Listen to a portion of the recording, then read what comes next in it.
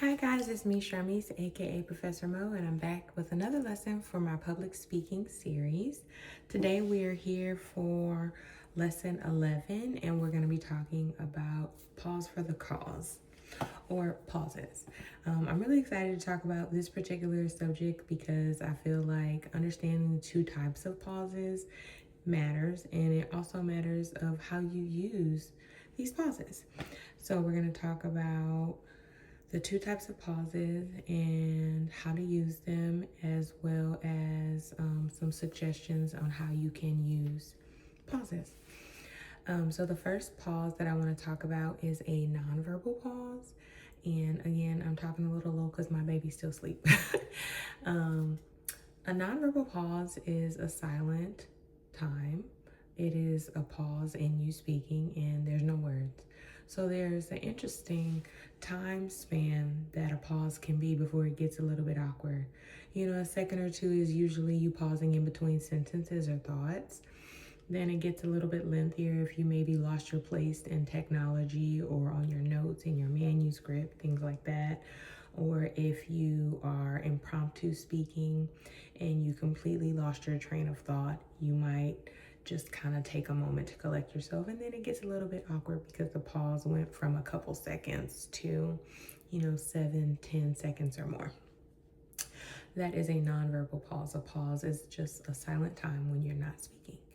And then there are people who don't do nonverbal pauses and they have a verbal pause, which is your uhs, ums, so's, you know what I mean, you know what I'm saying. It is time where you take up space verbally, but you're not really speaking about the topic that you plan to be speaking about. I don't necessarily see anything wrong with them specifically because I'm a verbal pause kind of girl and I have made it work for me so far. But I do feel like when you do rely on some of those words, it can take away from your speech. I especially think some awkward nonverbal pauses can do the same. So we just kind of went over the nonverbal pauses, which is just a time of silence when you're no longer speaking. It can be a normal breath to an awkward time frame. And then we have the verbal pauses, which is our ums, uhs, so's, etc. Words that are taking up space. Pauses are interesting, and I feel like if you use them in the right way, specifically the nonverbals, it can be a good time.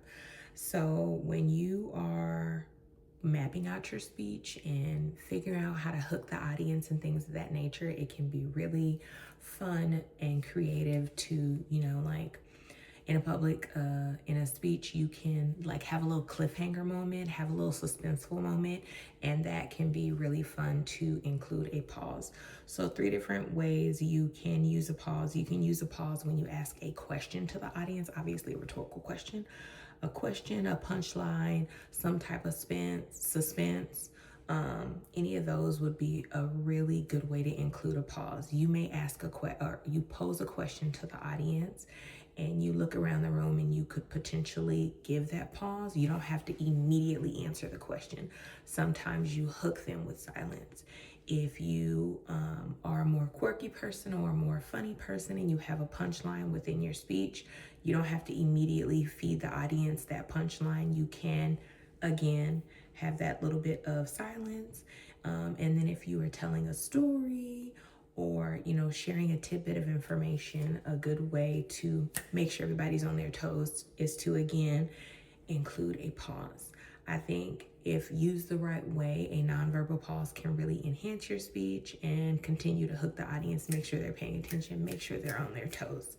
But as far as the verbal pauses, I feel like when you do have those clutch words, at times it can mess up your speech or it can cause the audience to pay more attention to how many times you use it.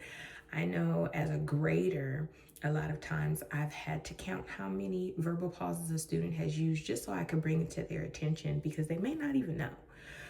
So as you are fine-tuning your public speaking skills, learn and see what pauses you might have and figure out the best way to counter them or include them into your speech. I will see you guys next time.